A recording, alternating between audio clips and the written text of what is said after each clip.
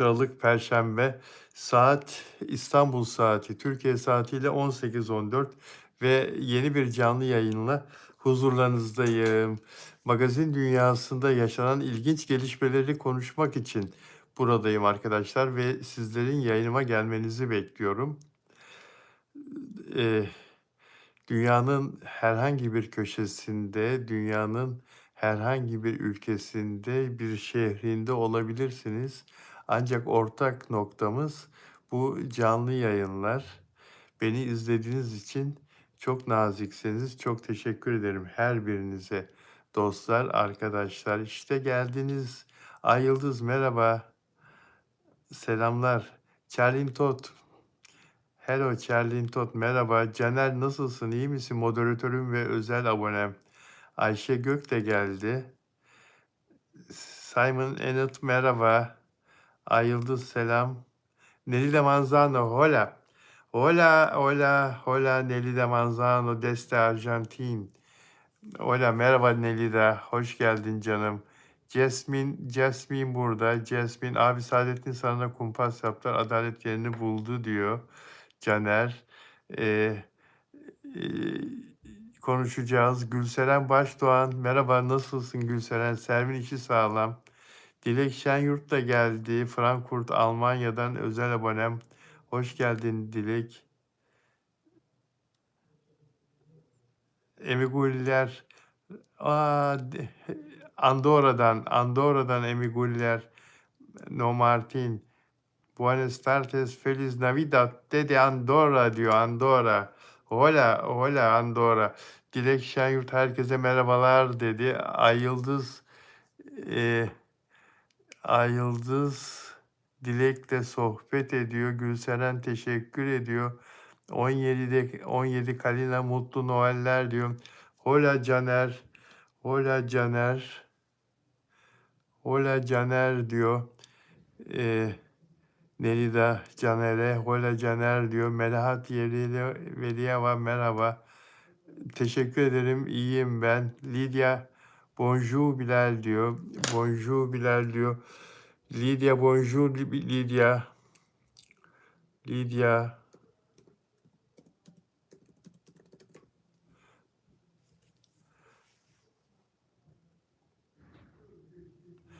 Evet, bizi dünyanın herhangi bir köşesinden izleyen Hristiyan arkadaşlarımızın, dostlarımızın da Noel'ini kutluyoruz. Mutlu Noeller, mutlu Noeller Hristiyan alemine Noellerini kutluyoruz. Ya Onur'la bugün canlı yayın yapacaktık ama Onur'un maalesef işi var arkadaşlar.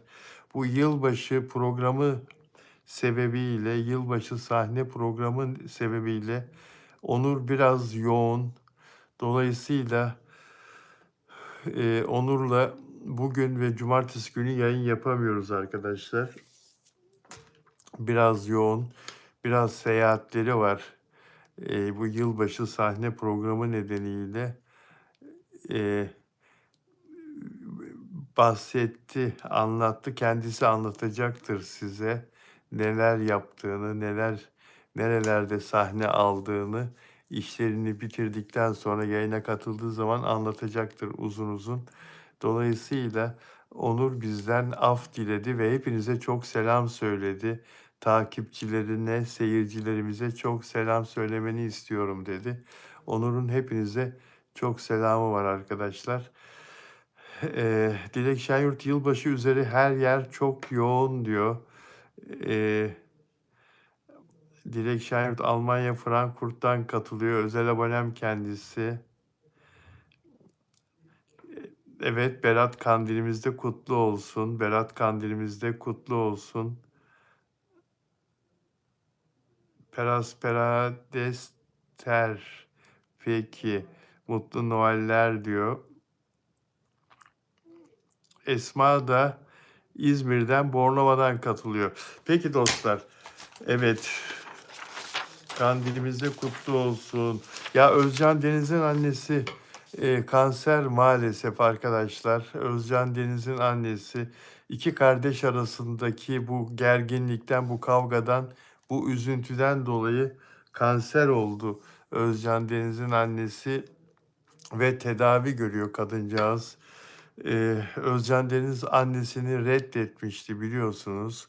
Eee ağabeyi Ercan'ı tuttuğu için aralarındaki çekişmede, sürtüşmede, kavgada annesinin Ercan'dan yana tavır almasını Özcan Deniz sindirememişti ve annesini reddetmişti. Eee, öldüğünde cenazene gelmeyeceğim. Sizden önce bana bir şey olursa siz de benim cenazeme gelmeyin dedi Özcan Deniz ve annesini reddetti. Annesini hatta eee, telefonlarına falan da çıkmadığı konuşuluyor ve kadıncağız içine ata ata bu dertlerden dolayı kanser oldu. Allah yardımcısı olsun. Hiç de kolay değil, hiç de kolay değil. Özcan Deniz sevdiğimiz bir sanatçı, değer verdiğimiz bir insan ama annesiyle olan bu sürtüşmesi de hiç hoş değil tabii.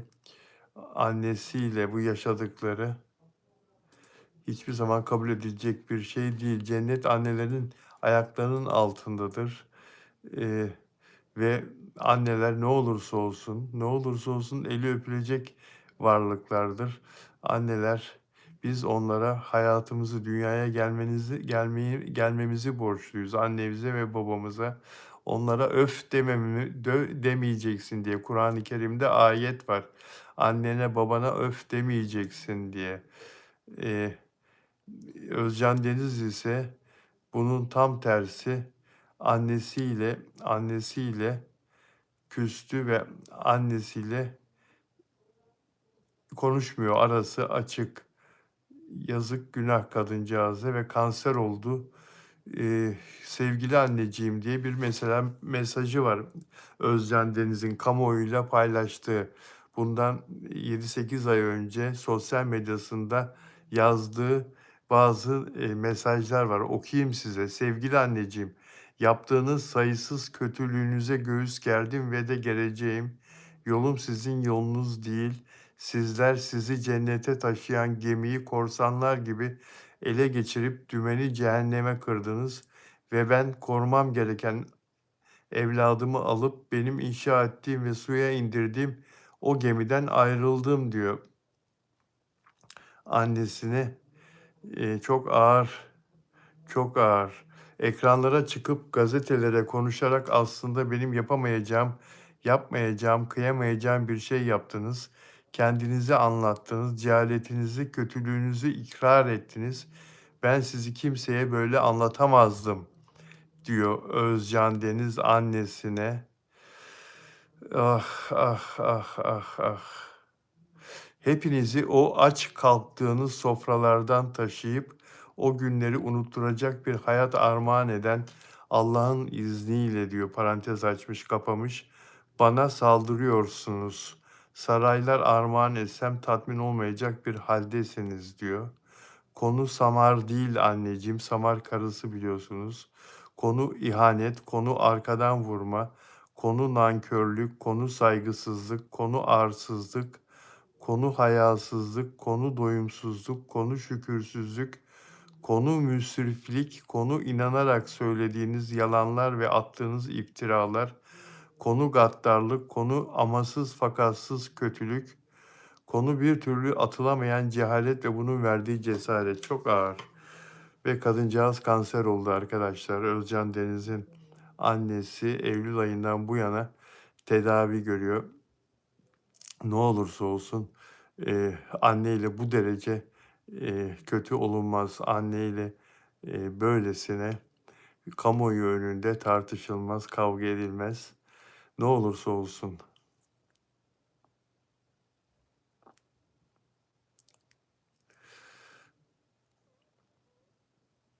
Ya, ya, ya. Yani arkadaşlar, Sinan Akçıl kendisi için ideal kadını tarif etmiş. Sinan Akçıl'ı sever misiniz bilmiyorum arkadaşlar. Sinan Akçıl kendisi için ideal olan kadını şarkıcı Sinan Akçıl tarif etmiş. İdeal kadın diyor Sinan, Konserden döndüğümde zencefilli çay verip rızkımızı kazandın, Allah razı olsun diyecek söylenmeyen, bazı kadınlar söylenir demek istiyor burada. Söylenmeyen yani dırdır yapmayan, beni gülerek, öperek karşılayacak olan kadındır. Hayda! İdeal kadın konserden döndüğümde zencefilli çay verip rızkımızı kazandın, Allah razı olsun kocacığım diyecek söylenmeyen, beni gülerek, öperek karşılayacak kadındır diyor Seren Akçıl. Seren Akçıl ya, kadının da yaşadığı bir sürü zorluklar, yorgunluklar var ev içinde. Yani karşılıklı olur her şey be Sinan. Yani illa kadından bir şey beklemek, niye bunu böyle deklare ediyorsun ki? Yani Sinan, yani bırak, akışına bırak. Neden deklare ediyorsun? Ben kadından şunu beklerim, şunu isterim falan falan diye. Yani boş ver böyle üstten görmeyi kadınları. Yani eşitsiniz ya sonuçta. Sen de verirsin, o da verir yani. Al ver meselesi bu. Evlilik ortaktır. Birlikte fedakarlıklar, güzellikler, birlikte her şeyi birlikte yapacaksınız, paylaşacaksınız. Öyle değil mi arkadaşlar? Benim için ideal kadın şöyle filan. Bilmiyorum ama Sinan yani seni severim biliyorsun da yapma böyle ya. Cinsiyetçilik yapma ya. Yapma. Hayat müşterek diyor Caner. Özel abonem Caner.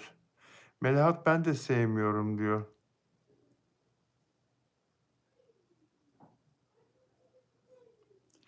Yani yani bilmiyorum ama çok doğru bulmadım Sinan. Sinan'ın söylemini çok doğru bulmadım. Ya Taylor Swift'i ben çok beğeniyorum arkadaşlar. İnsan olarak da beğeniyorum. Sanatçı olarak zaten tartışılmaz başarıları Taylor Swift'in. Konserleri 70-80 bin kişi, 90-100 bin kişi, stadyumlar doluyor arkadaşlar ağzına kadar. 110 bin kişi, 120 bin kişi. Taylor Swift, dünyaca ünlü popstar. Son 2 sene bir dünya turnesi yaptı ki hala konuşuluyor arkadaşlar. Ve paraya bu kadar değer vermeyen bir ünlü hayatımda görmedim. Bu kadar yardımsever, iyiliksever. Hani öyle verdiği zaman 500 lira, 1000 lira, 1500 lira, dolar deyin siz ona. Değil verdiği paralar, milyon dolarlar bağışlıyor. En son yoksulların gıdaya ulaşması için çalışan bir yardım kuruluşuna Amerika'da.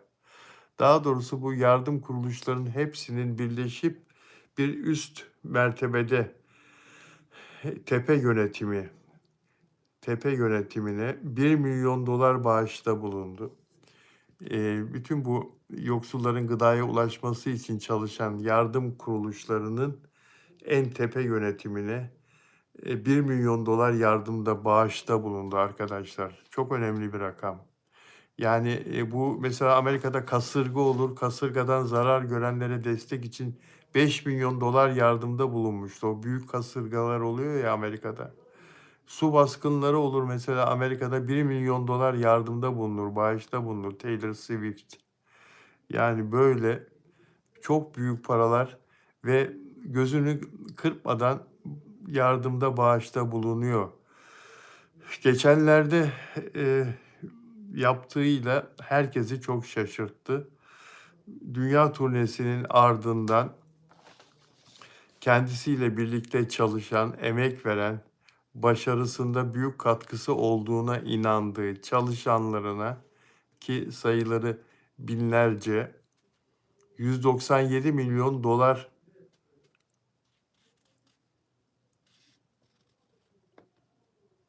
para dağıttı. 197 milyon dolar çalışanlarına prim dağıttı arkadaşlar. Adam başı 100 bin dolar verdi. 100 bin dolar düşünebiliyor musunuz? Adam başı verdiği para. 100 bin dolar para verdi çalışanlarına ve onlara kendi el yazısıyla teşekkür mektubu yazdı. Zarfı açıyorlar. İçinden bir teşekkür mektubu çıkıyor böyle kısa bir mektup ve bir çek çıkıyor 100 bin dolar şahsınıza.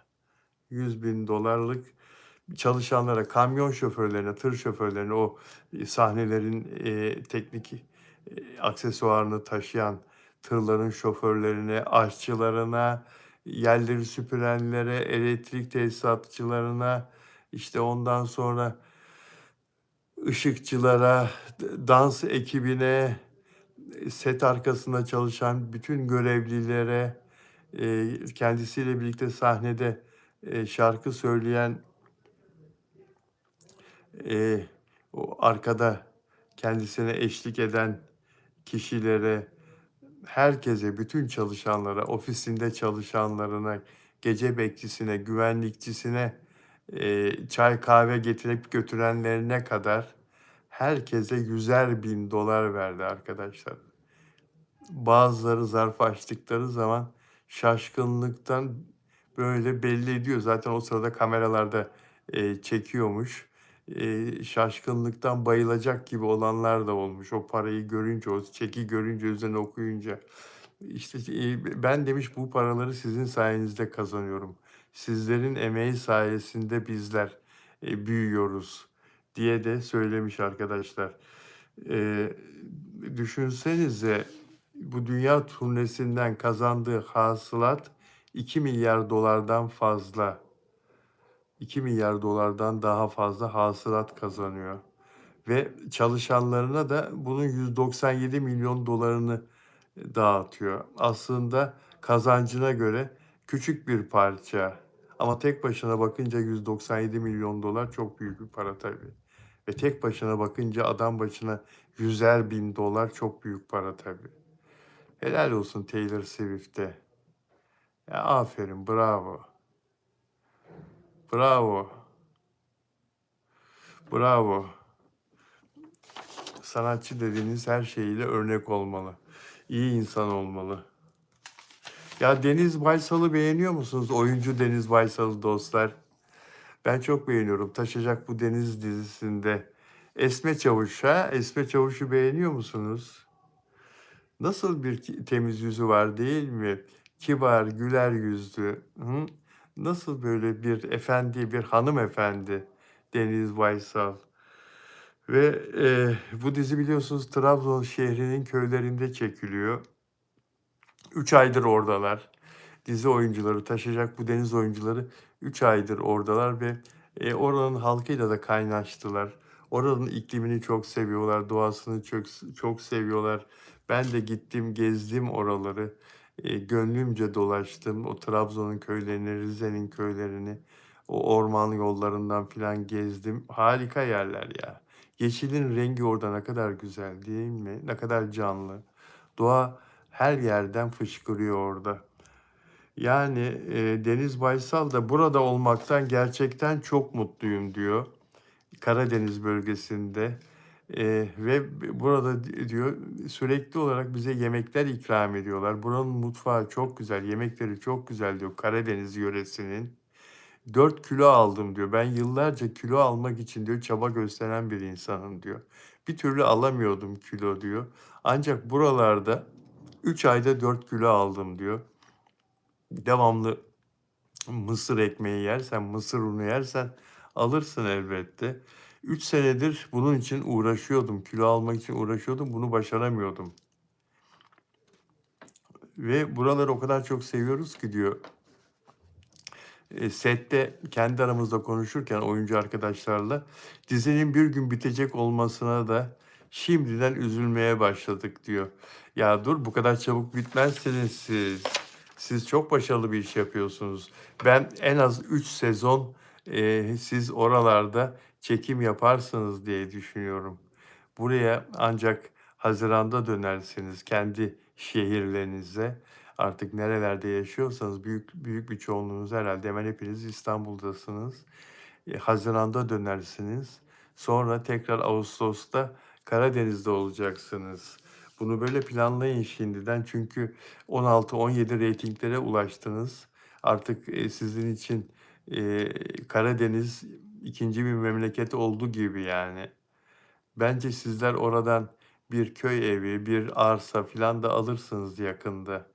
Oralardan hayat boyu, oralardan kopmak istemezsiniz. Dilek Şenyurt, Karadeniz öyleymiş. Gidenler anlata anlata bitiremiyor. Avusturya yanında sıfır kalırmış. Ya Karadeniz'e mutlaka gitmelisin Dilek. Mutlaka. Trabzon'a bir uçak ya da Rize'ye bir uçak. uçak yolculuğu. Oradan da araba kiralayıp doyasıya gezmeni tavsiye ederim. Yani ben bunu yaptım ve bir hafta gezdim, çok mutlu oldum. Evet arkadaşlar, yayını beğenirseniz, beğen yaparsanız çok memnun olurum ve abone olursanız, abone olmadan izleyen dostlar, bize şevk verirsiniz, bizi mutlu edersiniz, dostlar. Dilerseniz özel abone de olabilirsiniz. Benim özel abonelerimden Dilek Şenyurt burada, Almanya'dan. Dilek şu anda bizi izliyor. Caner Tuzcu burada. Caner Tuzcu Karşıyaka, İzmir'den. Kendisi Fenerbahçelidir ve Caner Tuzcu benim aynı zamanda özel abonem, özel üyem. Nelly Manzano burada. Arjantin'den Nelly Manzano. Biraz evvel hola diye hepimize ayrı ayrı selam verdi.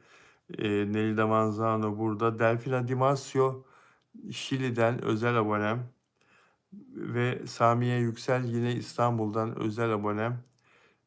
Sizler de dilerseniz özel abonem olabiliyorsunuz arkadaşlar. Bunun için yapmanız gereken şey açıklamalar kısmında yazdığım yönlendirmeleri okursanız sizi bilgilendiriyor diyeceğim. Saadettin Saran'la ilgili, evet Saadettin Saran bugün yeniden savcının karşısına çıktı, ifade verdi. Dün gece gözaltına alınmıştı biliyorsunuz ve denetimli serbestlik uygulandı. Haftada 2 gün, pazartesi, perşembe günleri karakola gidip imza verecek ve yurt dışına çıkamayacak. Serbest şu anda Saadettin Saran ve savcı iddianamesini hazırlayacak.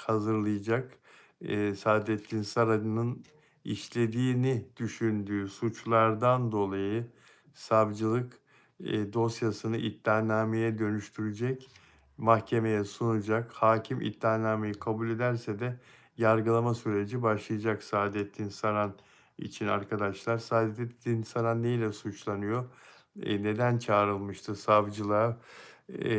Uyuşturucu temin etmek ve kullanmak ve uyuşturucu kullanımını başkası için kolaylaştırmak, işte yer göstermek, kolaylaştırmak, bunlarla suçlanıyordu Saadettin Saran ve bugün savcılığa ek deliller geldiği gerekçesiyle, Saadettin Saran'la ilgili ek deliller oluştuğu gerekçesiyle tekrar mevcutlu olarak savcılığa çağrıldı, gözaltına alındı. Dün jandarmalar tarafından Fenerbahçe Kulübü e, stadındaki makam odasından gözaltına alındı. Neydi o ek deliller arkadaşlar? Savcının oluşan ek deliller sebebiyle yeniden gözaltına alınmasını istemişti dün. O ek deliller Ela Rümeysa'nın yeni söylemleri Saadettin Saran'la ilgili. Savcının sorduğu, şakalaşıyor muydunuz? Saadettin Saran öyle demişti. O yasaklı maddeyle ilgili, ot teminiyle ilgili sözlerine Ela Rümeysa'nın şakalaşıyorduk demişti. Savcı, şakalaşıyor muydunuz yoksa uyuşturucuyla ilgili sohbet miydi o diye. Ela Rümeysa'nın da uyuşturucuyla ilgili konuşmuştuk sözleri ek delil olarak savcı tarafından görüldü. Bir diğer ek delil de saç tetkikinde Saadettin Saran'ın yasaklı madde bulunmasıydı. Bunlardan dolayı tekrar savcılığa çağrıldı ve yeniden ifadesi alındı.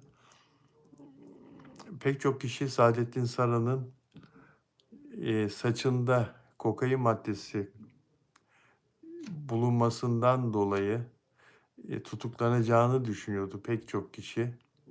Ancak tutuklanmadı. Kendisi denetimli serbestlik uygulandı kendisine. İmza verecek karakola. Onun karşılığında serbest bırakıldı. Saadettin Saran saç telinde kokain bulunmasını bir hata olarak, adli tıpın yaptığı bir hata olarak değerlendirdi, söyledi. "Ben" dedi, "hayatım boyunca bunu kullanmadım, yakından dahi görmedim. Evladımın üzerine, kızımın üzerine de yemin ederim." diye açıklama yaptı ve gitti özel bir kuruluşta dün yeniden, saçını verdi. Yeniden, laboratuvar test yapılmasını istedi özel bir kuruluşta. Gerçi bu savcılığı hiçbir şekilde bağlamaz. Özel kuruluşta ne çıkarsa çıksın. Ancak Saadettin Saran bunu yaptı ve, savcıdan da yeniden adli tıpa gönderilip o testin yenilenmesini isteyeceğini söylemişti. Muhtemeldir ki, bu sabah verdiği ifade sırasında bunu istemiştir, talep etmiştir. Eee, savcılık, eee, Saadettin Saran'ın söylediklerine inandı ya da inanmadı ama sonuçta onu tutuklamayarak Saadettin Saran'a bir şans verilmiş oldu. Saadettin Saran, bir şekilde, eee kendisini, inandırdığını düşünebilir. Saadettin Saran'ı sevenler, Saadettin Saran'ın tutuklanmamış olmasını, Saadettin Saran'ın başı dik şekilde alkışlarla oradan çıkmasını, savcılıktan, adliyeden çıkmasını elbette ki büyük bir mutlulukla karşıladılar ama arkadaşlar, eee, beraat etmedi. Tamamen aklanma değil bu. Eee, savcılık şöyle düşünmüş olabilir: Eee, ısrarla Saadettin Saran sıradan bir iş adamı değil. Fenerbahçe Kulübü'nün 30 milyon taraftarının, eee, beğendiği, sevdiği kulübün başkanı. Dolayısıyla ısrarla "Ben masumum, burada bir hata var." diyen böyle bir insanın, inadına gidip de onu tutuklamak, savcılığa çok bir şey kazandırmaz. Az bir ihtimal de olsa diyelim ki hata var, adli tıp kurumu hata yaptı. Yapmaz genelde, öyle bir şey olmadı şimdiye kadar. Öyle bir örnek, "Hata yapmışız, pardon, çıkın cezaevinden, adli tıp kurumu hata yapmış." olmadı. Bilerek yapılırsa ki bunu yapan adli tıp kurumu, eee, çalışanları bazı davalarda oldu ve onlar da, hem kurumdan uzaklaştırıldılar hem de hapisle cezalandırıldılar.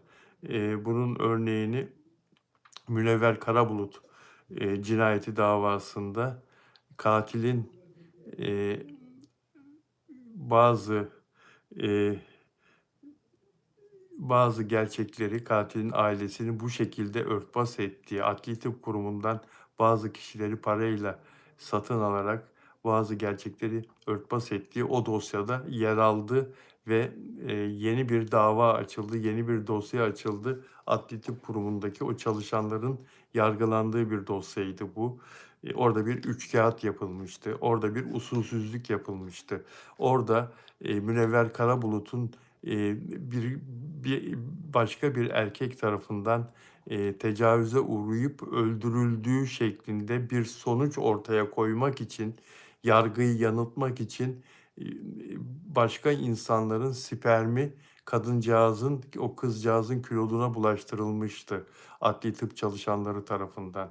Bir, skandaldı, büyük bir skandaldı. Ama burada, eee, Saadettin Saran'ın dosyasında, böyle bir şey yapılması mümkün değil. Yani Saadettin Saran'a bunu niye yapsınlar? Böyle bir şey niye yapılsın? Böyle bir ihtimal üzerinde durulmadı dahi. Bununla alakası yok.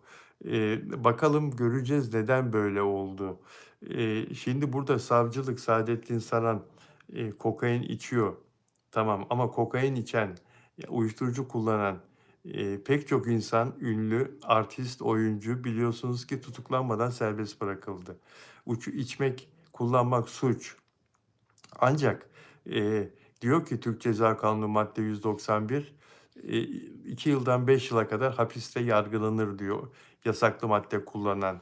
Fakat öncelikle diyor bunun bırakması sağlanır. Bunun için tedaviye yönlendirilir o kişi, o zanlı.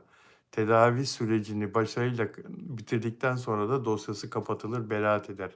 Eğer tedavi olmaz ise savsaklarsa, kaçarsa, tedavi oldum raporunu getiremezse hastaneden o zaman, işte, mahkeme onu bir şekilde tutuklar. Şimdi Saadettin Saran'ın, eee, itirazıyla burada bir belirsizlik oluştu. Uyuşturucu kullanıyor, kullanmıyor. Kullanıyor olsa bile tutuklanması gerekmiyor. Tutuklanması gerekecek olan madde, kendisiyle ilgili yapılan 3 tane suçlama var savcılık tarafından. Tutuklanmasını gerektirecek olan suçlama Saadettin Saran'ın uyuşturucu kullanımını kolaylaştırmak bir başkası için. Yer göstermek, ona yer temin etmek. Gel benim evimde, Assos'taki evimde uyuşturucu içelim, kullan. Gel orada kullan filan gibi. Anlatabiliyor muyum? Fakat bu da demek ki henüz savcılık tarafından ispata muhtaç ki, ispatlanamadı ki bu da. Bu konuda da yeterli delil yok ki tutuklanmadı Saadettin Saran. Yani burada Ela Rümeysa'nın iddiaları, Ela Rümeysa'nın Saadettin Saran'la yazışmaları filan belki de Saran'ın dediği gibi, Saadettin Saran'ın dediği gibi sadece şakalaşmada olabilir. Ela Rümeysa'nın dedikleri, hayır o uyuşturucu konuşmasıdır dediği gerçek olmayabilir. Savcılık bunlara Ela Rümeysa'ya inanmadı ki Saadettin Saran'ı serbest bıraktı arkadaşlar. Yani bu pilav daha çok su kaldırır. Bu işte nereye varılacağı henüz daha net değil, belli değil. Anlatabiliyor muyum? Saadettin Saran'ın başının daha büyük derde girebilmesi için bu dosyayla ilgili onun aleyhinde çok daha kuvvetli delil bulunması lazım. Çok daha kuvvetli delil bulunması lazım. Ben burada sayın savcıları tebrik ediyorum. Hakikaten çok titiz çalışıyorlar. Çok düşünceli çalışıyorlar. Çok düşünceli hareket ediyorlar. Ve Saadettin Saran sıradan bir zanlı değildir. Sıradan bir kişi değildir. Hakikaten Fenerbahçe Kulübü gibi Türkiye'nin bir asırlık bir spor derneğinin, spor kurumunun, spor kulübünün başkanıdır. Gerekli saygıyı, gerekli eee, özveriyi, gerekli muameleyi hak ediyor Saadettin Saran ve kendisinin de bu şekilde eee, denetimli serbestlikle de olsa özgür bırakılması şu aşamada en doğrusuydu arkadaşlar. Bundan sonra neler olacağını da hep beraber göreceğiz. Barcelona, Real Madrid, Fenerbahçe, Galatasaray, Beşiktaş dışarıda 0-0-0 diyor Benzene. Fenerbahçe'yi ele geçirmenin ne olduğunu sonra öğrendi. Ela Rumeysa gelince vurun. Saadetime gelince testler yanlış çıktı. Testler yanlış çıkmış olabilir demek insan kayırmak. Yani şu Ay Yıldız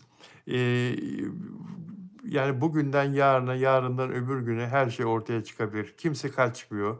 Herkes burada. Anlatabiliyor muyum? Bugün bakarsın testler yanlıştır diye düşünülebilir. Yarın bir test daha yapılır.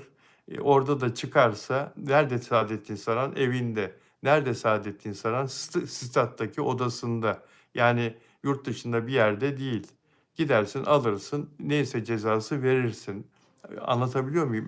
Önemli olan burada toplumu germeden bir kulüp taraftarı 30 milyon insanı hakikaten ve Türkiye'nin 80 milyon insana gerçekten net bir şekilde evet bunu yapmıştır diyebilmek. Anlatabiliyor muyum? Yapmadıysa da yapmamıştır diyebilmek. İnsanların kafasında soru işareti bırakmamak gerekiyor. Bakın işte binlerce insan sokaklara döküldü. Stadın etrafında toplandılar. Adliyenin çevresinde toplandılar. Ne olacak yani inatlaşmaya ne gerek var? Neyse zaten ortaya çıkacak onu söylemek istiyorum Ay Yıldız. Neyse zaten anlatabiliyor muyum? Şu 4-5 gün sonra, bir hafta sonra tamamen ortaya çıkacak. Bir test daha yapılır. Bir test daha yapılır. Zor bir şey değil. Yani bir delil daha varsa savcı o delile ulaşır. Her şey ortaya çıkar. Onun için birbirimizi üzmeden, gelmeden biraz daha beklemek gerekiyor. Her şeyin ortaya çıkması için.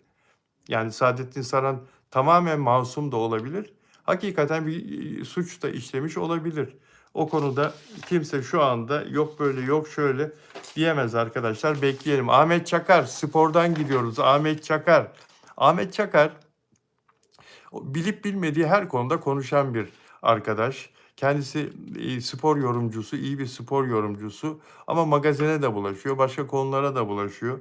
Geçen sene hadiseye öyle bir salladı ki, öyle bir hadisenin üzerine gitti ki arkadaşlar hiç gerek yoktu. Bunu neden söyledi acaba diye ben de şaşırmıştım. Ahmet Çakar'ın hadiseyle ilgili o söylemlerine.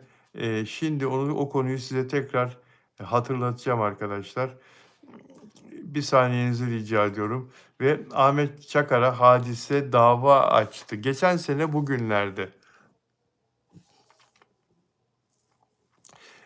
15 Aralık'ta 10 gün önceymiş. YouTube'da yayınlanan bir programda hadise konuktu.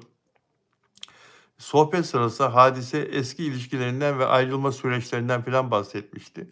Ahmet Çakar da ertesi gün spor programında Beyaz TV'de bu konuyu değerlendiriyor. Yok pardon Beyaz TV'de değil, YouTube'da katıldığı bir programda bu konuyu değerlendiriyor. Hadise için, hadise terbiyesiz ve görgüsüz bir kadın diyor. Düşünebiliyor musunuz? Ya sen bunu demeye ne hakkın var ya? Sen bir insan için nasıl görgüsüz, terbiyesiz diyebilirsin?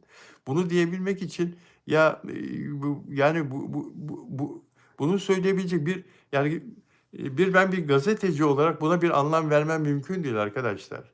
Yani bunu Ahmet Çakar bunu niçin söyler böyle bir şeyi? Ne gerek var? Neden bir insanın şahsına hakaret ediyorsun? Ne yaptı sana? Kişisel olarak ne yaptı sana hadise?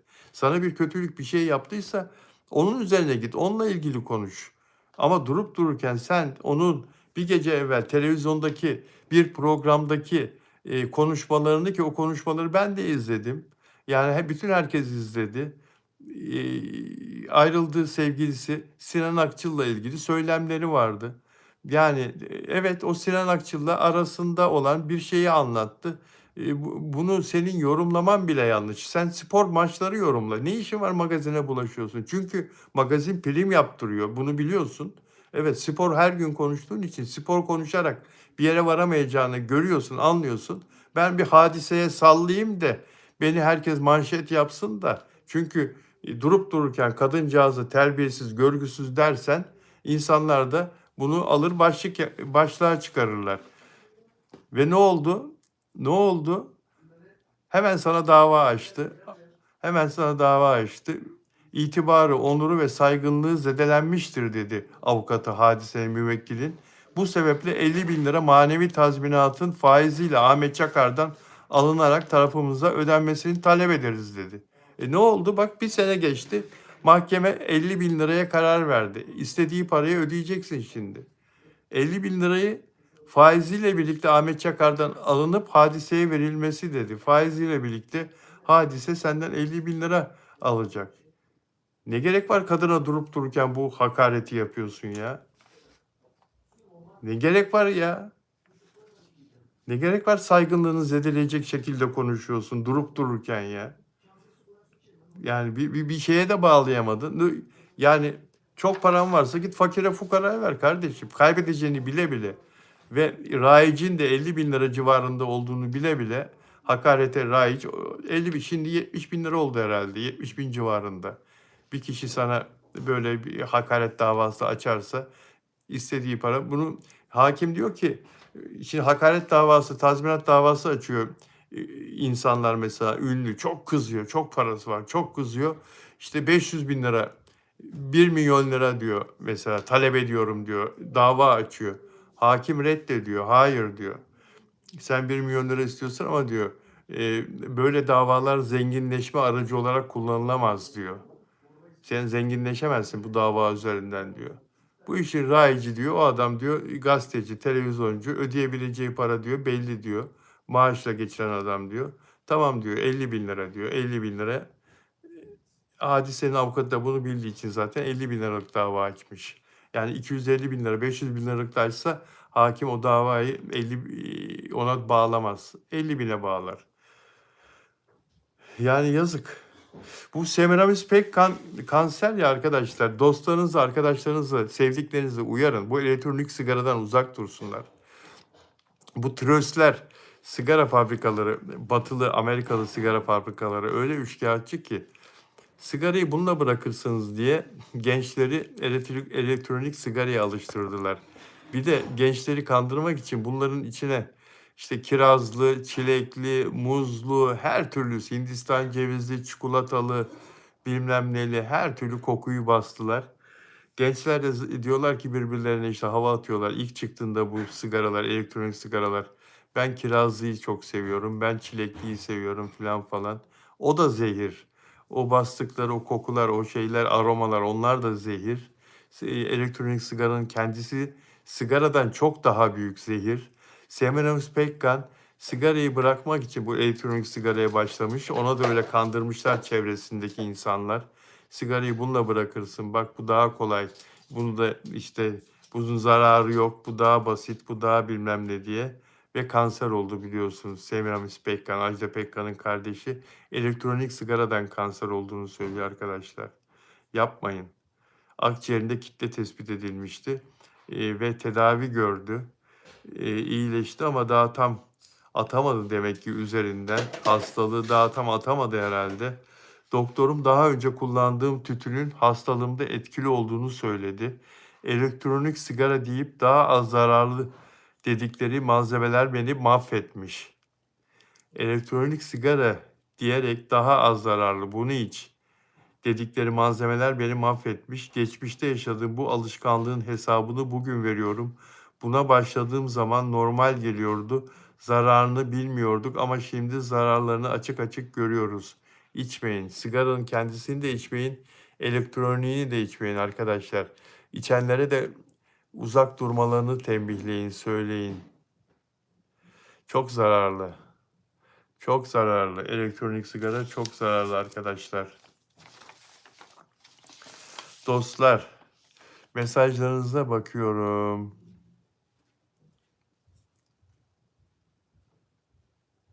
Dilek Şenyurt. Elektronik sigara bir de renkli renkli böyle cazip hale getirmek için resmen zehir. Avrupa'da sigara içenlere vebalı gibi davranıyorlar resmen. Tabii canım. Avrupa'da da öyle. Gelişmiş bütün ülkelerde öyle. Gelişmiş her yerde öyle. Vebalı gibi davranıyorlar. Küçücük yerlere tıkıyorlar. Küçücük yerlerde sigara içmeyi. Mesela Japonya'da, Tokyo'da ben gezerken görüyordum. İnsanlar kaldırımlarda böyle o sigara içenler kaldırımlarda böyle 1 metrekare camekanlı bir yer yapmışlar. Dışarıdan da görüyorsunuz. Kaldırımda yolun kenarında 1 metrekare camekanlı bir yer. Yani o şey gibi telefon kulübeleri vardı ya eskiden kaldırımlarda onlar gibi böyle küçücük. İçeriye insanlar böyle sığışıyorlar. 4-5 kişi sığışıyorlar. Orada içiyorlar.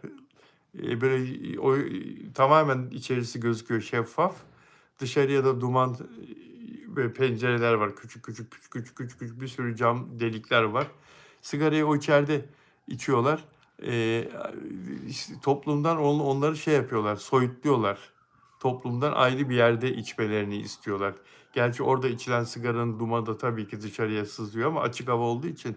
Fakat orada amaç insanları sigaradan soğutmak. İşte siz ancak burada içebilirsiniz. Kaldırımda yürürken asla. Asla içilmiyor Japonlar. Kaldırımda sivil polisler var. Yani bu işin görevlileri var. Zabıta diyelim onlara, belediye görevlileri diyelim. Bizdeki karşılığı.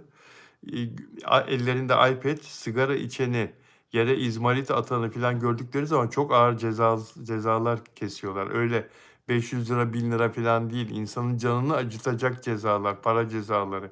50 bin lira, 100 bin lira ayarında. Dışarıda sigara içiyorsan, izmaritini yere atıyorsan, Japonya'ya ben ilk gittiğimde sene 1994 ışıklarda mesela yaya geçitlerinde beklersiniz ya kırmızı ışıkta yayalara tıpkı New York'taki gibi böyle yaya geçidine geliyoruz. Hurra 60-70 tane yaya böyle yaya geçidinde kırmızı ışıkta bekliyoruz. Arabalara kırmızı yansın, bize yeşil yansın, geçelim.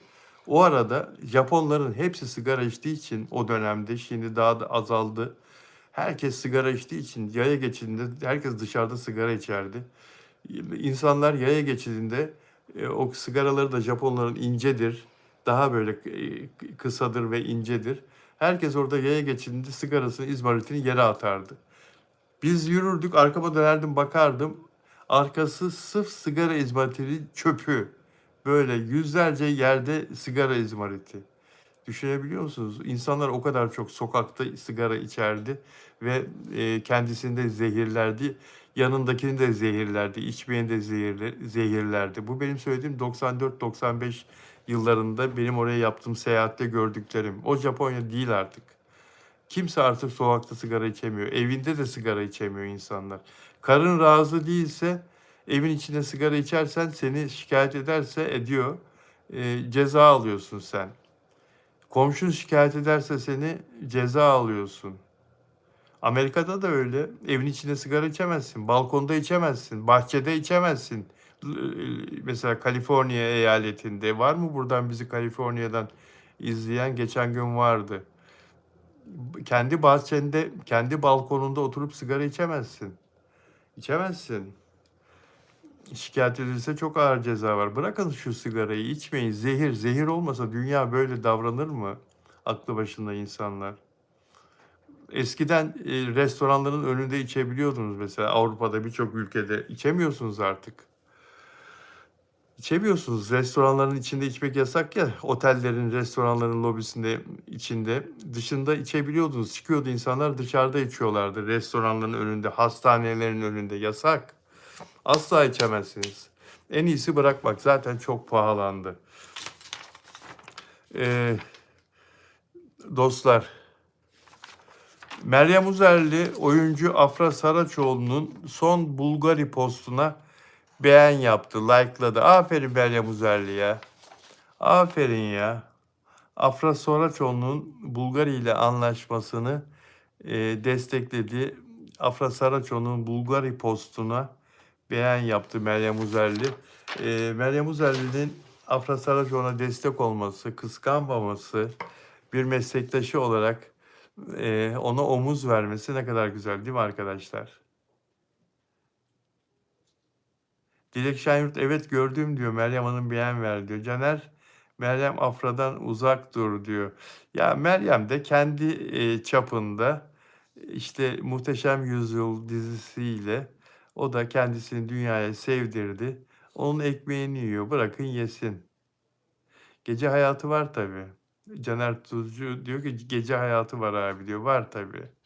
Hem de sandığından çok daha hızlı Meryem. Çocuklarının babası yok ortada ya. Düşünebiliyor musun? Hele ikinci çocuğun kim olduğu belli değil babasının. Hiç belli değil. Bir Amerikalı. Hiç belli değil. Destek her zaman iyidir, olması gerekir diyor Dilek Şenyurt. Evet, Meryem Uzerli öyle kompleksi olmayan bir insan. Evet, yani bunlar güzel şeyler arkadaşlar. Bu dostluklar güzel şeyler. Bugün bir arkadaşımın Suzi Twitter'da benim çok eski bir arkadaşım Suzi. Yaklaşık 20 senedir tanıyorum kendisini Twitter'dan. Diziler tutmuyor. Acilen yeniden Afra ve Mert partner olmalı diye yazmış. Ne kadar doğru söylüyor ya. Tutmayan dizileri geçen gün saydım size değil mi? Tutmayan yayından kaldırılan diziler arkadaşlar. Yani ne kadar çok dizi yayından kaldırıldı. Ne kadar çok. Yani o saydıklarım az bile. Onun fazlası da vardır. Ben Leman dizisi en son yayından final kararı alındı. Ben Leman, Burçin Terzioğlu ne kadar önemli bir oyuncu. Özgür Çevik, Duygu Sarışın, Selin Şekerci, Şebnem Sönmez. Kadroya bakın daha da var. Ama 3 reytingi geçmiyor aldıkları reyting. Evet 13 bölüm oldu. Bu cumartesi final demişim. Yani Gözleri Karadeniz, ATV gibi bir dizide nasıl yatırım yaptılar, nasıl tanıtımlar yaptılar. Yani bu tanıtımları bana yapsa of, sana yapsa of. Yani Gözleri Karadeniz dizisi, bu kadar büyük yatırım yapılan dizi, Sakıncalı dizisi, final kararı aldı. Özge Özpirinççi, çok değer verdiğim bir oyuncu. Salih Bademci, çok iyi bir oyuncu. 5. bölümde final kararı alındı ya. Bahar dizisi. O da artık nefesi yetmiyor dizinin, senaristin, senaryonun. Bahar dizisi de gitti. Yani Kral kaybederse gitti. Gitti. Çarpıntı. Kerem Bürsin. O yeni kız. Bereketli Topraklar. Başladı bitti. Başladı bitti. Gözünü kırp başladı bitti. Başladı bitti. Böyle oldu dizi. Ki oyuncu kadrosu efsane. Aynadaki Yabancı 7. bölümde bitti. Ben onun annesiyim dedi. 4 bölümde bitti. Mesela ben onun annesiyim. Can Borcu bitti. Aşk ve Gözyaşı 7. bölümde bitti. Hande Erçel, Barış Arduç. Yani dizilerin hiçbiri tutunamıyor arkadaşlar. Onun için Suzi'nin bu paylaşımı çok kıymetli. Bu fikri hakikaten çok kıymetli. Şimdi 2 tane dizi daha başlayacak. Bunlardan birisi Afra Saraçoğlu'nun dizisi. Bir dizi daha başlayacak. Şimdi onun notunu bulamadım burada ama bir dizi daha başlayacak Ocak'ta hemen. Şimdi bunlar tutmuyor, diziler tutmuyor ve Afra Saraçoğlu ile Mert Ramazan Demir'e yeni bir dizi çekilsin ya. Beraber oynasınlar ya. Beraber oynasınlar. Onlar olsun yine başrolde. Onların altına kadro yapın. Gerekirse 2 yapımcı birleşin, 3 yapımcı birleşin. Yani yaptığınız hem 2 kanalda da birden yayınlanabilir. 2 kanalda birden yayınlansın. 2 kanalda yayınlansın. 2 yapımcı çeksin. Atıyorum yani böyle şeyler yapın. Böyle madem reklam geliri yetmiyor, biraz alternatif düşünün, biraz farklı düşünün. Bir diziyi 2 kanalda birden oynatın ama aslan gibi dizi olsun. Başroller Afra ile Mert olursa of tadından yenmez. Çok para kazandırır size. Çok para kazandırır. Yurt dışı satışı da acayip olur. Yani bir yayından kalkıyor diziler. Bir yayından kalkıyor. Yani ATV çok büyük bir televizyon. Çok büyük ümitlerle, çok büyük yatırım ve reklam yaparak dizilere başlıyor. En çok da ATV'nin dizileri kaldırıldı. Öyle değil mi arkadaşlar? Bu saydıklarım içinde ATV'nin en çok, Now TV'nin en çok. Yani yazık, emeklere yazık. Afra ile Mert'e doyamadı toplum. Zaten etkileşimlerde onların hep 1. sırada çıkması da bunu gösteriyor. Diyorlar ki ya fanlar yolluyorlar işte. Fanlar paylaşıyorlar. Hadi anket var. Hashtag yapalım Afra'yı, hashtag yapalım Mert'i paylaşalım arkadaşlar. Tamam. Tamam kardeşim fanlar yapıyor. Demek ki seviliyorlar. Demek ki milyonlar seviyor onları. Demek ki milyonlarca fanı var hala. Dizi biteli 1 sene olmuş. Hala milyonlarca yurt içine ve yurt dışına fanı onlar için ölüyor, bitiyor. Paylaş dedikleri anda paylaşım yapıyor. Demek ki bu kadar güçlü bir sevgi bağı kurmuş bu oyuncular. Daha ne istiyorsun? Önemli olan da bu değil mi zaten? Fanlar yapıyor. Tabii ki fanlar yapacak. Hayran olmayan insan yapar mı? Bir ünlünün hayranı varsa arkasında duruyorsa böyle etkileşim alıyor. Siz Afra Saraçoğlu'nun bu Bulgari ile yaptığı anlaşmadan sonra Bulgari'nin sitesinde Afra Saraçoğlu ile anlaşmanın kaç milyon izlendiğini biliyor musunuz? Afra Saraçoğlu ile Bulgari'nin kaç milyon etkileşim aldığını biliyor musunuz? Bulgari bugüne kadar almadığı etkileşimi aldı arkadaşlar. Almaya da devam ediyor. Yani bunlar sıradan oyuncular değil, sıradan ünlüler değil. Afra Saraçoğlu deyince, Mert Ramazan Demir deyince duracaksın.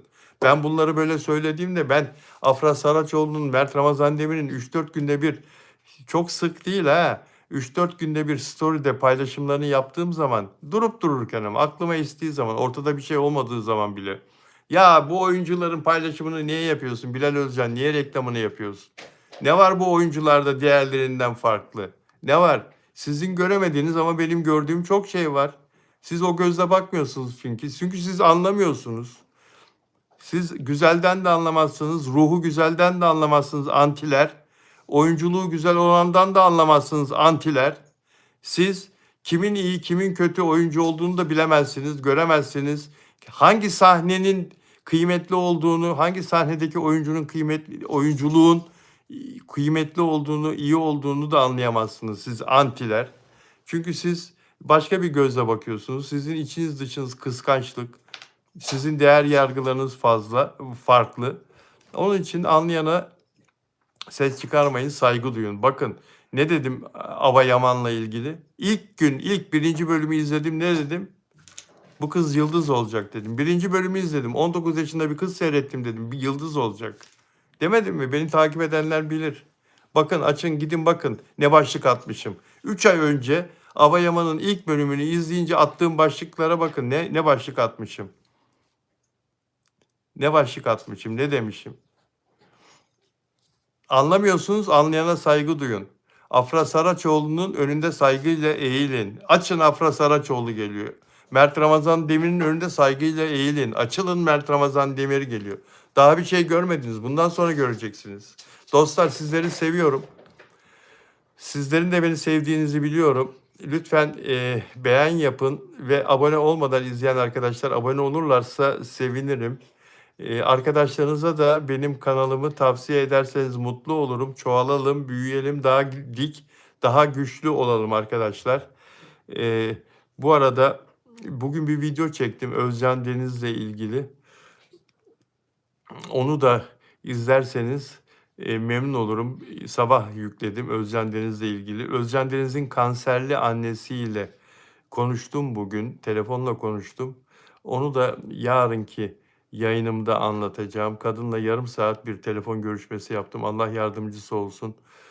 Peki dostlar, sizleri çok seviyorum. Görüşmek üzere. Kendinize iyi bakın, olur mu? İyi ki varsınız.